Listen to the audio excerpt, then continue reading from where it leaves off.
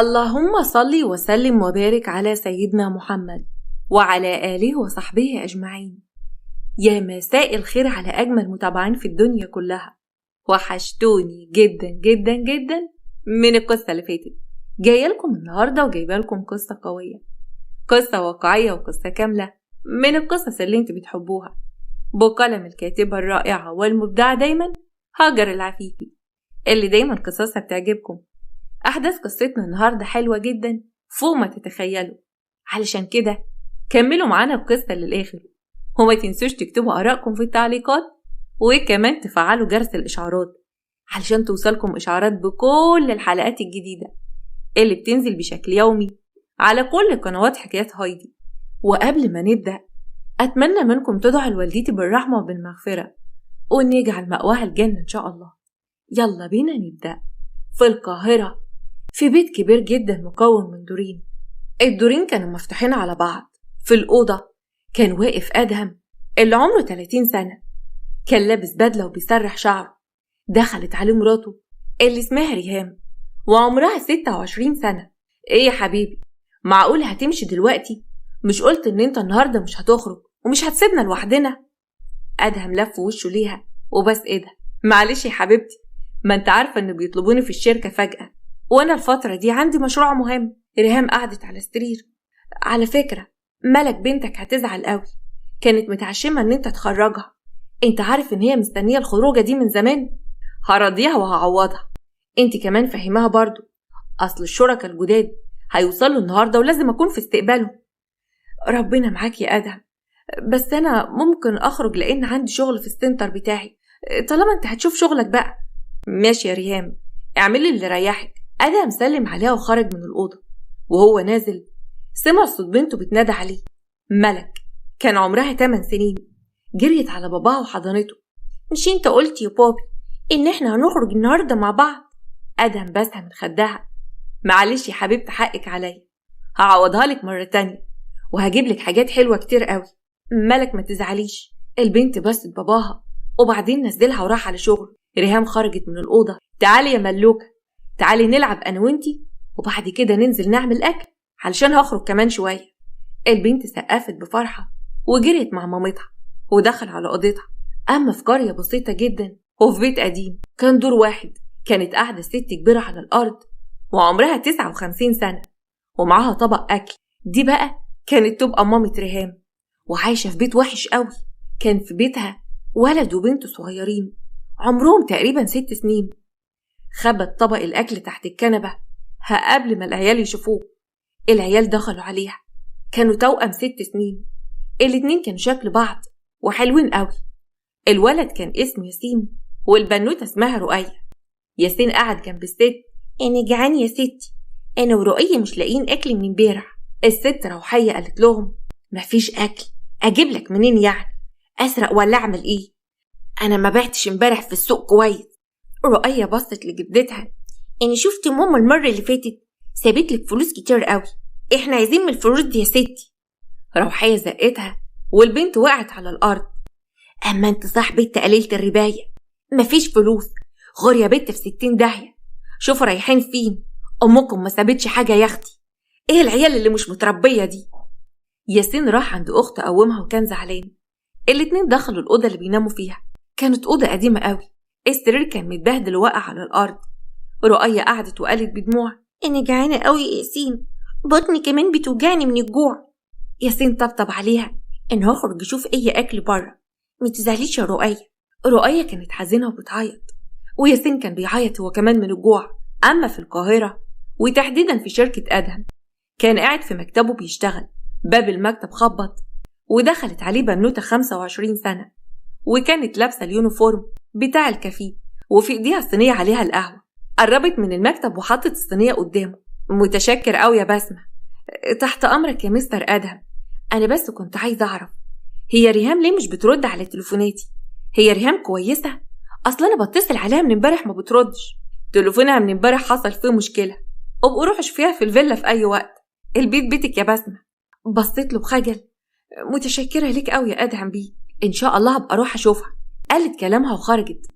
بسمة كانت صاحبة ريهام من زمان، وهي اللي جابتها تشتغل في الشركة عند جوزها. أدهم وهو بيشتغل عينيه جت على صورة أخوه اللي كان متوفي. بص على الصورة بحزن وافتكر زمان. رجع بتفكيره لكام سنة لورا من 7 سنين في بيت أدهم.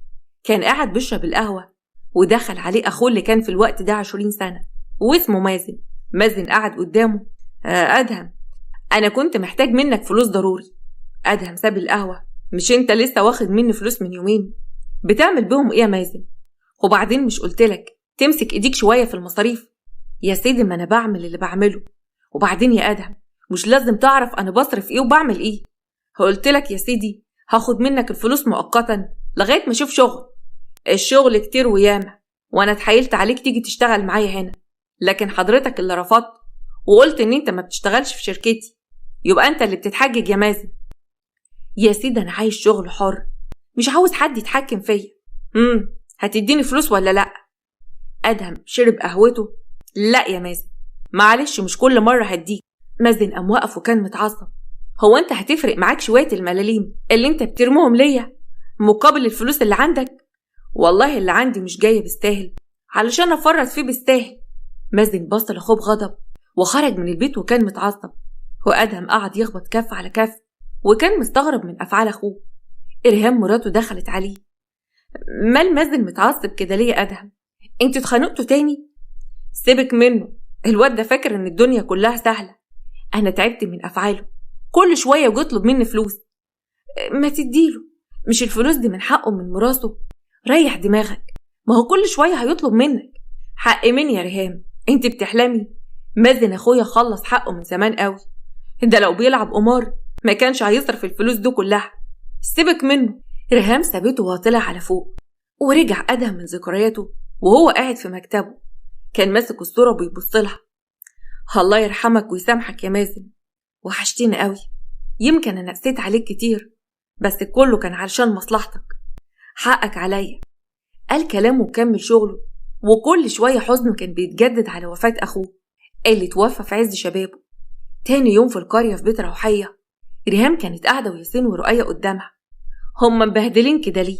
مش أنا جبت لهم لبس جديد مش بيلبسوه ليه يا ماما؟ العيال لسه هيردوا، لكن روحية برقت لهم. العيال يا اختي مش برضو، بفضل اتحايل عليهم ان يلبسوا اللبس الجديد اللي بتجيبيه يا ريهام، لكن يا اختي بيحبوا اللبس القديم. ريهام طبطبت على الاولاد. ادخلوا جوه الوقت يا اولاد. بس ما تمشيش يا ماما، احنا عايزين نقعد معاكي شويه. الاتنين دخلوا جوه. ماما حاولي تهوني على الاولاد شويه، مش كفايه ان انا مش عارفه اقعد معاهم ولا اعوضهم؟ والله يا اختي بعمل اللي عليا، مش عاجبك خدي عيالك وانت ماشيه. ادهم لو عرف ان عندي عيال واصغر من ملك كمان مش بعيد يموتني. ما انت عارفه اللي فيها يا ماما، وعارفه انا خلفت دولت ازاي. يبقى تخرسي خالص وتسيبيني اعمل اللي انا شايفاه. ريهام اتنهدت وسكتت، وبعد شويه سلمت على اولادها ومشيت. وبعد يومين في بيت ادهم في الجنينه كانت ريهام قاعده وقدامها بسمه صاحبتها. مبسوطه ان انت جيتي النهارده يا بسمه، ما تعرفيش انت كنت وحشانه قد ايه. انت كمان وحشاني. هاعمل ايه بقى؟ الشغل كتير، ما انت عارفه لما بخلص شغل في الشركه بكون فصلت. الشركه كلها طلبات طول اليوم مش بتخلص ابدا.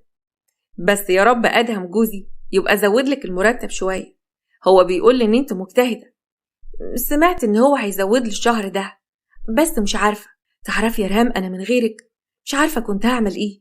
شغلتني في شركه جوزك وكمان بتخليه كل شويه يزود لي المرتب. انت جدعه قوي يا ريهام. ما تقوليش كده يا بس، انت زي اختي وتربينا مع بعض في القريه. لو كان معاكي بس مؤهل عالي كان زمانك بتشتغل شغلانه كويسه، وادهم ما كانش هيمنع تشتغل وياه. النصيب بقى، اهلي اللي خرجوني من الاعداديه الله يسامحهم ضيعوا كل فرص الحياه عليا. ريهام طبطبت عليها. معلش ربنا هيعوضك خير، ما تقلقيش، ان شاء الله تلاقي نفسك في حاجات تانية. يا رب. انا هروح البلد يوم الجمعه اطمن على ماما. هتحتاجي حاجه من البلد؟ لا، انا بروح على طول باستمرار. سلميلي على والدتك قوي وخدي دول وادهم لها. قالت كلامها وبعدين اديتها الفلوس، وبسمة هزت راسها. وبعد شويه سلمت على ريهام واخدت بعضها ومشيت. وبعد ايام في القريه بسمة راحت زياره لاهلها في بيت بسيط مكون من دورين. بسمة كانت قاعده على الكنبه ومستربعه. خرجت امها من المطبخ عملتلك كل الأكل اللي بتحبيه يا بسمة، بس لما أختك تيجي نحط الأكل ونقعد ناكل. قالت كلامها وقعدت. ماشي يا ماما، ربنا يخليك لينا. أمها كان اسمها نجلاء وعمرها 55 سنة. مالك يا بسمة؟ شكلك مش عاجبني كده، مش مستريحة كده. هو أنت مش مستريحة في شغلك في القاهرة؟ بالعكس يا ماما، المرتب كويس قوي، يعني مفيش مشكلة. إيه اللي هيزعلني؟ ما هو يا بنتي محدش يعرفك قدي. مالك يا بنتي يا بسمة؟ شكلك متغير كده، ما أنا حافظاكي. الموضوع مضايقنا قوي يا ماما. ريهام اللي أنا وهي متربين مع بعض، على آخر الزمن أشتغل عند جوزها في الشركة، وكمان بتاعة كافيتيريا. هو أنت يا بنت حد ضربك على إيدك عشان تروحي تشتغلي في شركة جوزها؟ الشغل على قفا من يشيل، أنت اللي رايحة هناك بمزاجك. أعمل إيه بقى بس يا ماما؟ هو أنا يعني لقيت شغل أحسن من كده وقلت لأ؟ لو كنتوا خلتوني بس أكمل تعليمي ما كانش ده بقى حالي دلوقتي، كان زماني معايا مؤهل. نجلاء كانت لسه هترد، أخت بسمة الصغيرة دخلت من باب البيت. كان عمرها 23 سنة واسمها هبة. بسمة، أنت رجعتي من القاهرة، عاملة إيه؟ سلمت عليها وقعدت على الكنبة. كنت فين يا هبة؟ مش أنت بتخلصي شغلك بدري؟ إيه اللي خلاكي تتأخري كده؟ في إيه يا بسمة؟ هو أنت هتحاسبيني ولا إيه؟ ما هي ماما أهي وعارفة أنا بروح فين وباجي منين. خلاص يا بسمة يا بنتي، أختك بتخلص الشغل وبتروح عند واحدة صاحبتها. خليك أنت يا ماما مدلعاها كده، وفي الآخر بنتك دي مش هتفلح. بقولك إيه يا بسمة، يا ريت تعملي حسابك في فلوس الشهر ده، أصلا أنا محتاجاها ضروري. بسمة بصت لأختها باستغراب. وعايزة فلوس لي بقى إن شاء الله؟ مش أنت بتشتغلي برضه وبتاخدي مرتب؟ عايزة أعمل مشروع. قولي لريهام صاحبتك، مش هي برضه اللي مشغلاك عندهم وهي ولية نعمتك؟ قالت كلامها وهي بتتريق، وبسمة اتعصبت من كلام أختها. نجلاء بصت لبناتها الاتنين. بطلوا كلام بقى دلوقتي، خلينا ناكل، بطلوا تقلبوها خناق كل شوية. هبة قامت دخلت الأوضة ونجلاء المطبخ، وبسمة رجعت راسها لورا وهي بتفكر في حالها وحال صاحبتها اللي على طول داخلة في مقارنة وياها من وهي لسه صغيرة. حياة ريهام دلوقتي وبسمة مختلفين عن بعض تماما، واحدة متجوزة في فيلا والتانية بتشتغل في كافيتيريا، وده كان تعب بسمة قوي. أما في القاهرة في بيت أدهم وريهام في الأوضة، كان قاعد على السرير ماسك اللابتوب وبيشتغل، وريهام كانت بتسرح شعرها قدام المراية. أدهم، هو أنت هتفضل كده على طول؟ شغل شغل، إحنا ملناش حق عليك برضو. أدهم ساب اللي في إيديه. أنت عايزة تتخانقي ولا إيه؟ 100 مرة أقولك إن شغلي هو أهم حاجة في حياتي. طب وأنا وبنتك؟ أنت كل همك في الحياة تكبر في شغلك وحياتك وبس. طب وأنا وبنتك إيه يا أدهم؟ يا حبيبتي مش إحنا اتكلمنا في الموضوع ده كذا مرة وحصل مشاكل كتير وقلنا خلاص مش هنفتحه تاني؟ ممكن أفهم إيه اللي جد؟ إرهام سابت المشط وقامت وراحت لعنده. أنا عايزة أفهم، أنت كل حاجة بتاخدها بخناق ليه؟ أنا بقولك إن إحنا محتاجينك، هو أنا بقول حاجة حرام؟ والله ما أنا موجودة أهو، بس أنت كمان عندك حاجات شغلاكي، شغلك وجمعياتك الخيرية، يعني حضرتك مش فاضيالنا برضو. أعمل إيه بس؟ هو أنا لقيت حاجة تانية وقلت لأ؟ على العموم يا أدهم أنا مسافرة بكرة البلد، هخلص شوية حاجات. ما أنت كل شوية بتسافر البلد، عامة اعملي اللي يريحك. ما أنا بروح أشوف ماما. أدهم هز راسه وكمل شغله. تاني يوم في القرية، ياسين وأخته رؤية كانوا ماشيين في الشارع مع بعض. بصي كده، خليكي واقفة هنا هشوف إذا كان في هناك أكل ولا لأ. إيه ده يا ياسين؟ دي زبالة، هناكل من الزبالة؟ اصبري بس، يمكن نلاقي حاجة في الزبالة دي. ياسين قال كلامه وساب أخته وراح عند الزبالة وفضل يدور فيها. كان في ناس رامين كيس مقفول، فتحوا ولقى فيه عيش ناشف وبواقي أكل، وراح لأخته وقعدوا هما الاتنين على الرصيف وابتدوا ياكلوا. الناس كانت ماشية بتبصلهم بشفقة من بهدلة اللبس والأكل اللي بياكلوه من الزبالة. شفتي العيال اللي هناك دول وهم رايحين المدرسة؟ أنا نفسي أروح المدرسة زيهم قوي. ستك مش هتوافق يا ستي، وبعدين إحنا لو قعدنا مع ماما أكيد هيبقى كويس، بس ماما مش عايزة تاخدنا. أيوة صحيح، ماما مش بتحبنا، وكل ما تيجي هنا أو نتكلم معاها بتمشي وتسيبنا. أما في بيت الست روحية كانت قاعدة على الأرض وقدامها بنتها ريهام. ريهام بصت للمكان بقرف. أنا مش عارفة يا ماما، ليه مصرة تفضلي قاعدة في البيت القديم ده؟ البيت شكله يقرف. قلتلك هاتي مكان أحسن من كده اقعدي فيه. البيت عاجبني يا أختي وقاعدة فيه من زمان. انت اللي نسيتي أصلك بس، مش عشان ربنا اداكي بتفتري. ماله أصل يا ماما؟ وبعدين أنا مفهمة أدهم إن انت قاعدة في بيت أحسن من كده. كويس إن ما بيجيش معايا البلد عشان ما يشوفش اللي انت عايشة فيه. دي عشت ومش هغيرها، لو مش عاجبك ما تجيش تاني. طلعت فلوس من شنطتها. خدي يا ماما فلوس اهي، على الرغم ان انا بديكي فلوس كتير قوي علشان مصاريف الاولاد. يا ريت يا ماما تصرفي على الاولاد كويس وتاكليهم، انا شايفه ان الاولاد خاسين قوي. روحيه اخدت الفلوس. يا اختي عيالك دول بياكلوا ليل ونهار، كل شويه هات هات. واخدت الفلوس. مش كفايه يا ماما ان انا بعيد عنهم؟ انا حاسه بتأنيب ضمير قوي من ناحيه العيال دول. انا كان نفسي يقعدوا في مكان احسن من كده. انا مش هغير بيتي ولا عيشتي، انا مبسوطه كده وان كان عاجبك. طيب يا ماما انا همشي دلوقتي علشان ما اتاخرش. يا ريت يا ماما تجيبي لبس للاولاد احسن من اللي بيلبسوه، مش كل شويه اجيب لك فلوس هو انت ما بتجيبلهمش لبس وبيسلمي لي عليهم. قالت كلامها واخدت شنطتها وخرجت من البيت. وروحيه حطت الفلوس في صدرها وابتسمت بخبث. خرجت ريهام وركبت العربيه ومشيت.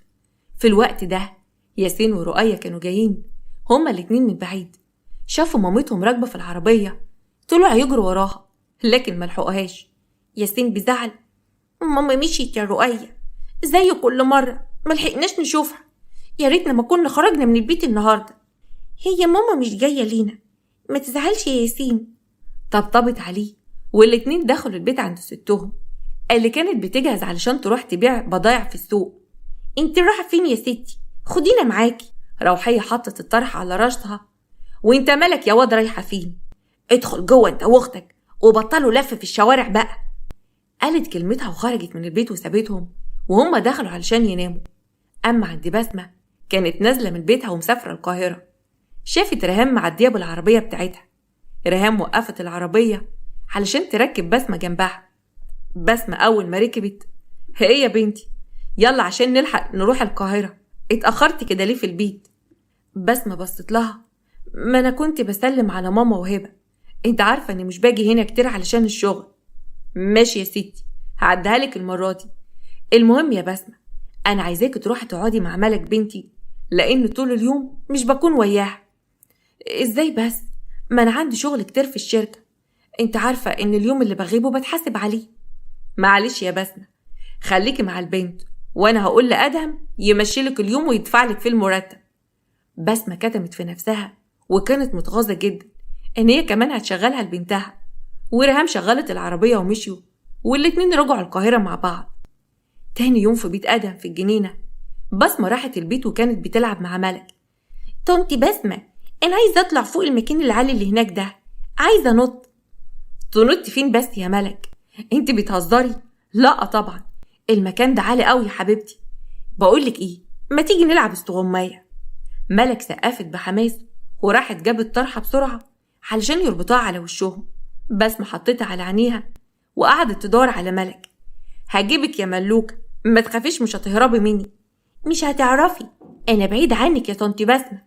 في الوقت ده أدهم كان داخل الجنينة وشافها وهي بتلعب مع ملك.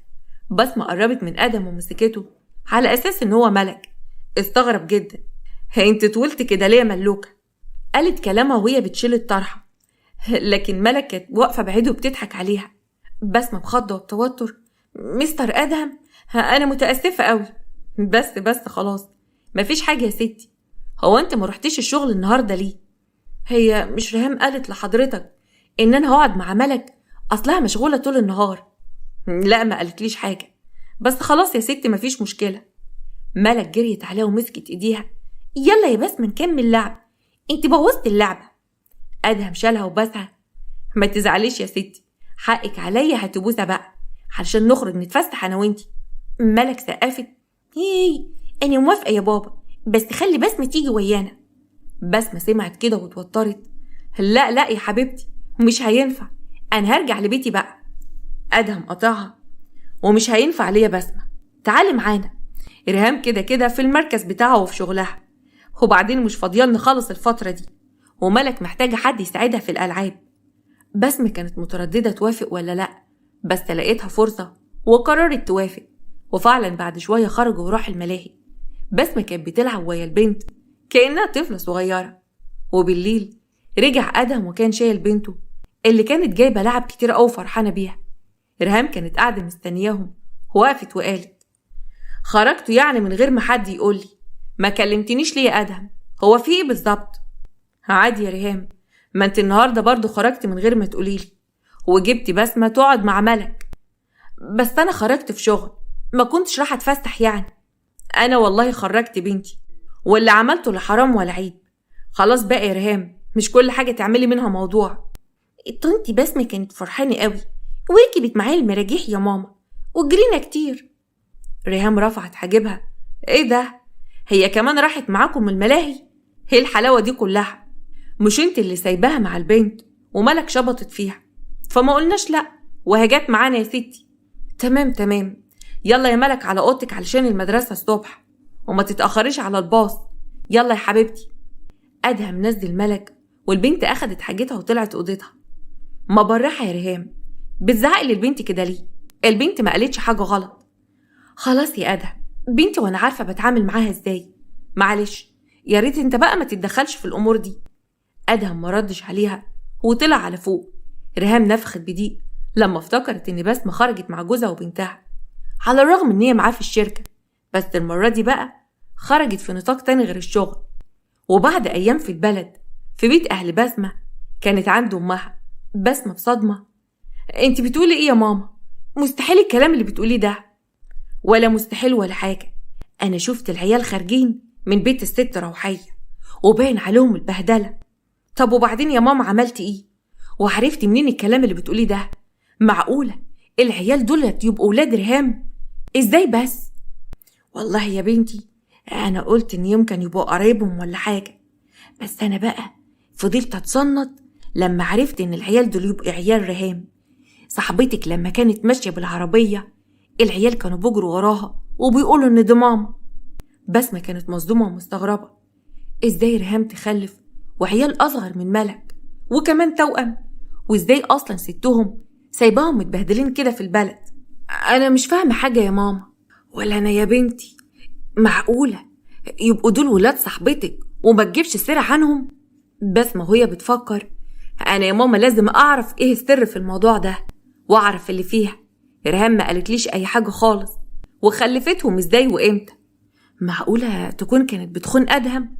معقولة يا بنتي يكونوا عيال بتعطف عليهم مثلا، ما هم صغيرين واصغر من بنتها؟ لا يا ماما، مش ريهام اللي تعمل كده، أنا عارفاها كويس قوي. الموضوع أكتر من كده بكتير، لأن العيال عايشين مع أمها. أنا لازم أتابع العيال دول وأعرف كل حاجة بنفسي. ملناش دعوة يا بنت، وبعدين يعني ما تعمليش مشاكل، وقتها ممكن يمشيكم من الشغل. ما أنا عارفة يا ماما، بس لازم أفهم الموضوع ولازم أعرف سرها. قالت كلامها وهي بتفكر في الحكاية كلها وإزاي العيال دول يبقوا ولاد ريهام. وبعد أيام في العربية بتاعت ريهام كانت ماشية وبتتكلم في التليفون مع أدهم جوزها. خلاص بقى يا أدهم، قلتلك مش هتأخر. خلاص يا حبيبي، هاجي قبل الميعاد اللي أنا قلتلك عليه. والله يا سيدي مش هتأخر. أدهم كان في الشركة بيشتغل وهو بيكلمها: يا ريت يا ريهام، في ناس مهمة جايين النهاردة، عايزك تظبط العزومة بنفسك. خلاص يا حبيبي، ثواني، بقولك ايه، في عربية كبيرة جاية عليا، أنا هقفل دلوقتي. ولسه هتكمل كلامها صوتت بأعلى صوتها: الحقني يا أدهم. قالت كلامها والعربية اللي كانت راكبة فيها اتقلبت. أما في الشركة أدهم لما سمع مراته بتصوت اتخض، وقف: ألو، هي ريهام، رد عليا، انتي كويسة؟ لكن ما كانش في رد خالص. ولما حاجته بسرعة وخرج من المكتب وما كانش على بعضه، ما كانش عارف يتصرف ازاي. بسمة كانت شايلة الصينية وخبط فيها، وقعت على الأرض. بسمة بخضة: في ايه يا مستر أدهم؟ مالك مستعجل كده ليه؟ ريهام شكلها عملت حادثة، بس مش عارف هي فين. حادثة؟ وحصلت ازاي دي؟ أدهم سابها ومشي وهو بيقول: ما عرفش، هروح أشوف، أنا مش عارف أوصلها ازاي. بسمة سابت اللي في ايديها وخرجت، وهو ركب العربية وكمان ركبت معاه علشان يعرفوا ايه اللي حصل. أما في البلد في شقة أهل بسمة في أوضة هبة. كانت هبة بتجهز شنطتها ونجلاء دخلت عليها. يا بنتي بلاش اللي بتعملي ده، هتروحي فين بس؟ انت تعرفي ايه في القاهرة؟ يعني هي بنتك بسمة كانت تعرف حاجة يا ماما في القاهرة علشان تروح؟ بنتك فلحت ونفعت. يا اختي نفعت عشان ليها ريهام صاحبتها هناك، عرفت تشغلها شغلانة كويسة مع جوزها. انت بقى هتروحي تعملي ايه في القاهرة؟ فيها ايه بس يا ماما؟ وبعدين بنتك المفروض تشوف لي شغلانة، ايه المشكلة يعني؟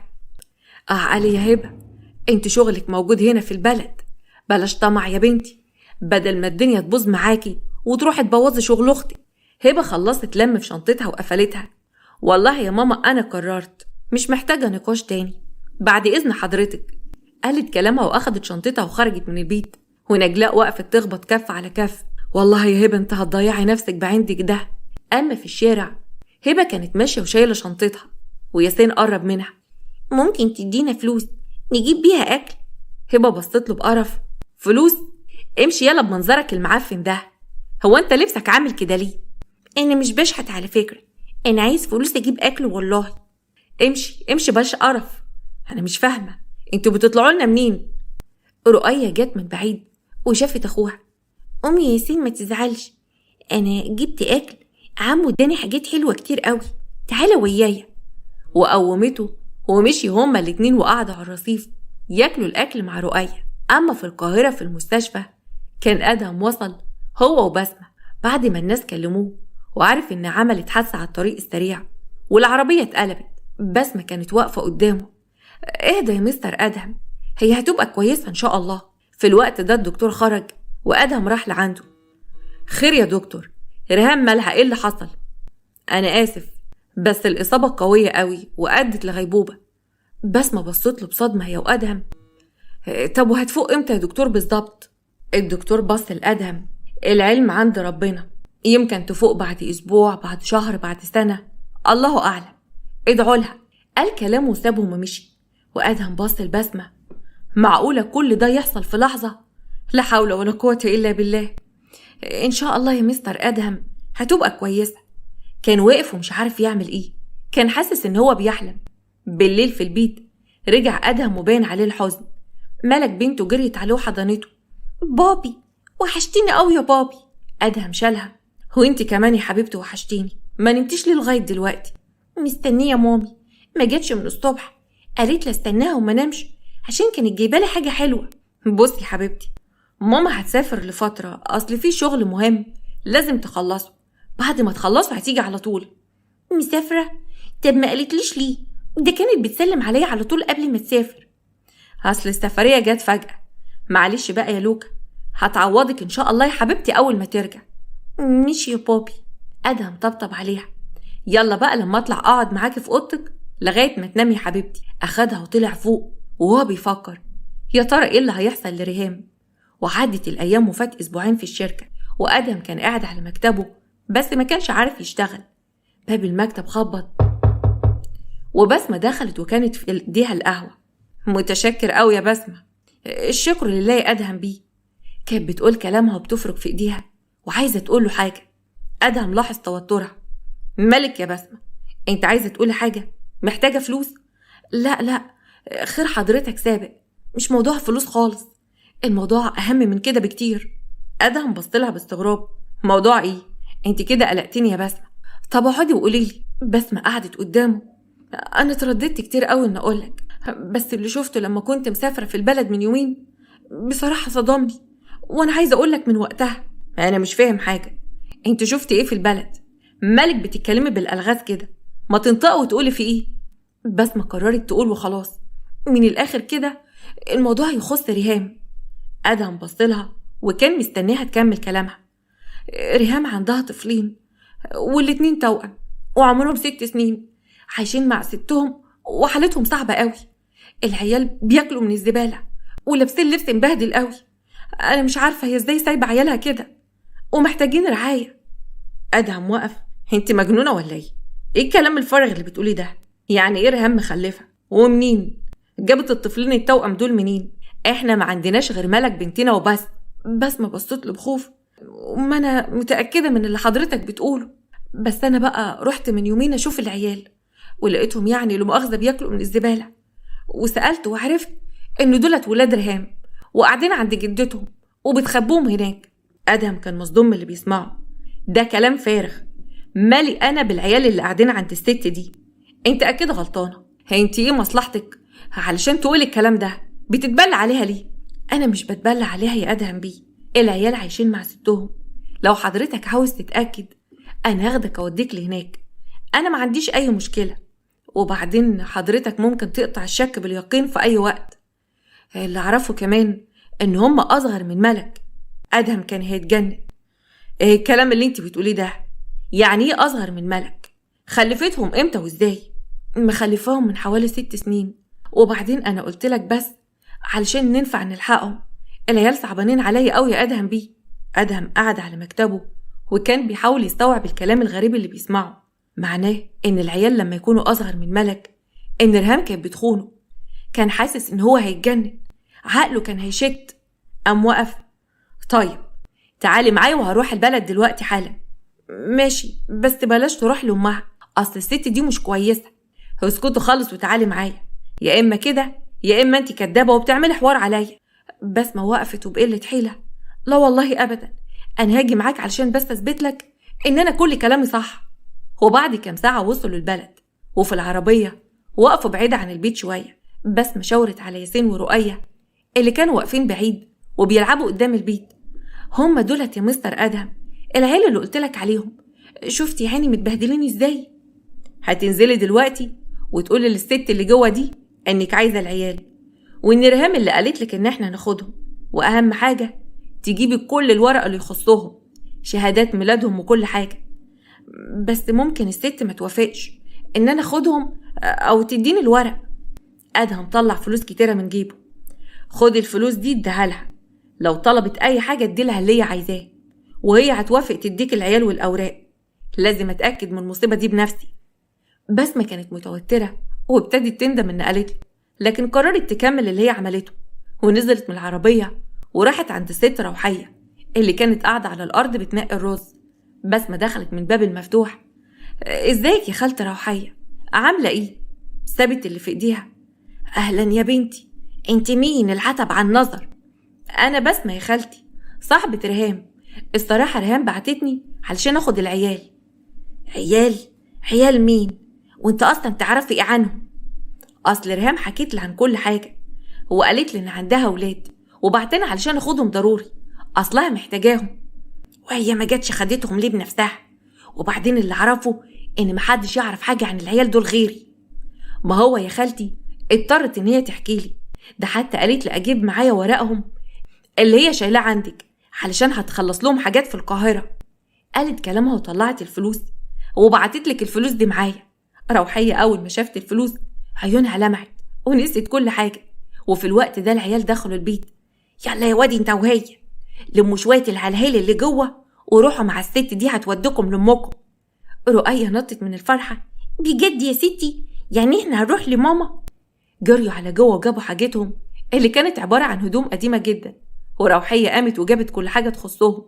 بسمة أخدتهم وخرجت من البيت وراحت عند العربية اللي أدهم كان قاعد مستناها فيها، وركبتهم من ورا وهي ركبت قدام. هو عمو ده اللي هيودينا عند ماما؟ بسمة بصت لها. أيوة يا حبيبتي، زي بابا بالظبط. قطعها أدهم في الكلام. أنا مش بابا لحد، أنا ماليش غير بنت واحدة وبس. اسكتي انت يا بسمة دلوقتي وما تتكلميش خالص. بسمة اتخضت والعيال سكتوا خالص وخافوا جدا من زعيقه. أدهم مشي بالعربية. طلعيلي الورق اللي اديتهولك، وريني الورق. بسمة طلعت الورق وكانت شهادة ميلاد للأولاد ومكتوب فيها اسم الأم ريهام، أما الأب كان اسمه عبد الله. أدهم اتصدم لما شاف اسمها في شهادات الميلاد وكان هيتجنن. خبط بإيديه على الدركسيون. وبعد شوية في بيت أدهم رجع البيت ونزلوا من العربية، وما كانش طايق العيال بس كان واخدهم علشان يتأكد من اللي شافه. دخلوا البيت وملك كانت بتلعب مع الدادة. سابت اللي في ايديها وراحت عند باباها وبصت باستغراب على الأولاد اللي كانوا متبهدلين. ايه ده يا بابي؟ مين الأولاد دول؟ وشكلهم ليه مبهدل كده؟ مالكيش دعوة بهم يا ملك، ما تلعبيش معاهم خالص، مفهوم؟ هيفضلوا عندنا هنا في البيت لفترة مؤقتة. ياسين ورؤية كانوا ماسكين في ايدين بعض، الاتنين مش فاهمين اي حاجة، وكانوا زعلانين جدا من كلام أدهم. خدي ملك وطلعاها اوضتها وانزلي يا دادا علشان عايزك. الست هزت راسها واخدت ملك وطلعتها فوق. بسمة بتوتر، الاولاد عايزين بس يستحموا ويغيروا هدومهم وياكلوا. رؤية بصت لها، هي ماما فين يا خالته؟ أدهم جز على اسنانه، مامتك مش هنا، هتقعدوا هنا كام يوم، مش عايز اي شقاوة خالص، مفهوم؟ العيال هزوا راسهم بخوف، وبسمة قالت لهم معلش حاول تخفف حدتك شوية مع الأولاد، مش كفاية اللي كان بيحصل فيهم، الأولاد دول غلابة وملهمش أي ذنب. أدهم حاول يهدى. بسمة أنا محتاج مساعدتك، ممكن أديكي أجازة من الشركة وتفضلي هنا مع الأولاد. طب هو حضرتك جبتهم هنا ليه ما خلتهمش زي ما هم في البلد هناك مع جدتهم؟ لغاية ما أعرف الحقيقة، أنا جبتهم هنا لأني لازم أعرف كل حاجة. أنا عايز أعرف أنا كنت مغفل إزاي طول الفترة اللي فاتت دي كلها، 6 سنين والمدام بتضحك عليا. أيوة طبعا من حقك تعرف، أنا ممكن أساعدك. حاضر. طيب خدي الأولاد نظفيهم وأكاليهم وأنا هطلع أنام، مش عايز أي بهدلة في الفيلا. وزي ما قلت ملك ملهاش دعوة بالأولاد دول، ما يقربوش منها خالص. قال كلامه وبعد كده بسمة أخدت الأولاد وراحت على الحمام. أدهم قعد على الكنبة، كان نفس الورق يبقى كذب، بس ليه يا ريهام؟ ليه بتخونيني وانت على ذمتي؟ أنا في نار، قلبي مش هيبرد غير بموتك يا ريهام. قال كلامه كان ناوي على نية الشر. وبعد أيام في المستشفى بسمة كانت واقفة قدام باب الأوضة بتاعت ريهام. بقولك إيه يا دكتور، هو ينفع نعمل عينة DNA؟ عايزين نعمل تحليل للمريضة. ينفع، بس لازم موافقة ولي الأمر أو الزوج ضروري، ما ينفعش يتم من غير موافقتهم. هو موافق مفيش مشكلة، بس عايزين الموضوع ده يتم على طول. انت عارف طبعا ان مستر أدهم ما بتفهمش في الموضوع دي. الدكتور كان مستغرب قوي طلبها، بس وافق وقرر يعمل تحليل DNA. أما في شقة بسمة في القاهرة اللي كانت قاعدة فيها بتلم هدومها علشان تروح تقعد في الفيلا، الباب خبط، ولما فتحت اتصدمت لما شافت قدامها أختها هبة. هبة، ايه اللي جابك؟ وعرفتي عنواني في القاهرة منين؟ ده بدل ما تقولي لي الحمد لله على السلامة. حطت شنطتها ودخلت قعدت على الكنبة. هاتيلي شوية مية ولا عصير، خلينا بيل ريقي من الطريق، مش قادرة اخد نفسي. بسمة قعدت قدامها. تشربي ايه بس؟ فهميني ايه اللي جابك القاهرة اصلا؟ جيت اشتغل هنا زيك، عايزة اشوف مصلحتي بدل شوية الفضية اللي انا بقبضهم في البلد دول. احمد ربنا على اللي بتاخديه يا هبة. وبعدين ازاي امك توافق ان انت تيجي وبعدين انت سبتها لوحدها؟ امك مش صغيرة، فيها ايه بس لما اجي؟ وبعدين بقولك ما توجعيش دماغي، الا قوليلي انت واخدة شنطة هدومك ورايحة على فين؟ عندي شغل في مكان تاني، مضطرة اسافر. هبة بصت لها باستغراب. شغلانة تانية؟ طب اديني عنوان الشركة اروح الشغل مكانك، ما تبقيش ماسكة على كل حاجة كده. بس متوترت قوي. لا هاصلهم جابوا حد مكاني. هو انت ايه اللي جابك يا هبة؟ هبة ابتسمت بخبث. جيت اشوف نفسي زيك، اعمل ايه بقى؟ هو حلال ليك وحرام عليا؟ اصلا انا زهقت من قعدة البلد. بسمة مسحت وشها وهي عارفة انها مش هتخلص من الورطة دي، لكن ما قالت لهاش ان هي هتقعد في بيت ادهم. وبعد ايام في بيت ادهم دخل المطبخ وبسمة كانت مقعدة ياسين ورؤية بياكلوا. ادهم من غير ما يبصلهم، عملت اللي قلتلك عليه؟ وديت العينات ولا لا؟ بسمة حطت الطبق قدام الاولاد. ايوه وديتها، وخلال ايام النتيجة هتطلع ان شاء الله. ادهم بص للاولاد اللي كانوا بياكلوا بسرعة جدا. ما بالراحة، ايه ما شفتوش اكل قبل كده؟ العيال اتكسفوا وسابوا الاكل. بسمة طبطبت عليهم. لو سمحت يا مستر ادهم ما تكسفهمش، مش انت عارف ظروفهم كويس؟ ادهم بص على الولد اللي كان بيمسح دموعه، كان حاسس ان دي نفس حركات حد يعرفه كويس قوي. ادهم كان هيتجنن، كان نفسه يعرف دول ولاد مين بالظبط. من وقت ما عرف والموضوع ما كانش بيفارق تفكيره، لدرجة ان جه في باله ان يخلص من العيال، بس قرر يتأكد الاول. ساب المطبخ وخرج، وكل اللي في دماغه ان بيحط احتمالات في كل الناس اللي حواليه إن ممكن يبقوا خاينين. في المطبخ رؤية بدموع: عمو ده بيعاملنا وحش قوي، أنا عايزة أرجع البلد تاني، مش عايزة أعيش هنا. ياسين بصت بسمة: هي فين ماما؟ مش انت قلتي إن ماما هنا ومستنيانا؟ هي ماما مش عايزة تشوفني يا بسمة؟ لا يا حبايبي، مامتكم هتيجي قريب قوي، بطلوا بقى كلام، يلا خلصوا أكلكم، عايزاكوا تاكلوا كويس. ملك كانت بتشوفهم من بعيد، بس كانت خايفة تقرب منهم زي ما باباها حذرها. وبعد فترة في الشركة، أدهم كان قاعد في مكتبه بيفكر في كل حاجة حصلت الفترات الأخيرة ما بينه وما بين ريهام، وبيفتكر هي امتى عملت كده. رجع بتفكيره شوية فلاش باك. في يوم كان قاعد هو وريهام في شاليه على البحر بيقضوا أجازة مع بعض. تعرف يا أدهم، أنا ما بحبش في حياتي قدك، انت عوضتني عن حاجات كتيرة أوي حصلت لي في حياتي. أنا بحبك أوي يا ريهام، اعذريني لو كنت بقصر معاكي، بس غصب عني يا حبيبتي. ولا يهمك، المهم ان انت مبسوط، وبعدين ما احنا متعودين يا سيدة على تقصيرك، اعمل ايه بقى؟ بس انت مبسوطة في المشروع الجديد اللي انا عملتهولك؟ طبعا مبسوطة، انا كان نفسي اعمله من زمان قوي، بس بقى كان محتاج فلوس كتيرة. ربنا يخليك ليا يا ادهم. قالت كلامها وحضنته. رجع من تفكيره ولقى بسمة بتخبط على الباب. ها يا بسمة، النتيجة طلعت ولا لا؟ بسمة قعدت قدامه بتوتر. ايوه طلعت يا ادهم بيه، وزي ما توقعنا الاولاد فعلا ولادها، التطابق بنسبة 100%. ادهم كان عنده امل لو 1% ما طلعوش ولادها. قام وقف والشر كان مالي عينيه، فتح الدرج وطلع مسدس. بسمة حطت ايدها على صدرها وشهقت. ايه ده يا ادهم بيه؟ هو انت ناوي تعمل ايه بالظبط؟ ارجوك اهدى، اكيد حضرتك هتلاقي حل. لازم اخلص منها، طول ما هي في غيبوبة هيبقى في امل ان هي تفوق، لكن قبل ده كله انا لازم اعرف مين الكلب اللي خانتني وياه، وخانتني امتى وازاي. قال كلامه وخرج من المكتب وكان بيجري، وبسمة طلعت تجري وراه. اما في المستشفى، في الاوضه اللي فيها ريهام، الممرضه كانت بتظبط لها الكانولا. ريهام ابتدت تحرك ايديها وجفن عينيها. الممرضه ركزت معاها وشافت ان هي في تحسن، خرجت بسرعه تنادى على الدكتور. دخل الدكتور علشان يشوفها. في الوقت ده ادهم كان وصل المستشفى وبسمة كانت وياه. الدكتور خرج وشافهم.